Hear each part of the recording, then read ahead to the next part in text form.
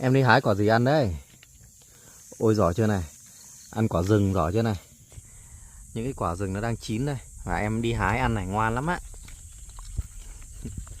Giỏi quá. Giỏi quá. Bé khỉ của anh giỏi quá. Ui trời, bữa nay to rồi, nặng rồi. Trèo lên cành là cong cả cành rồi.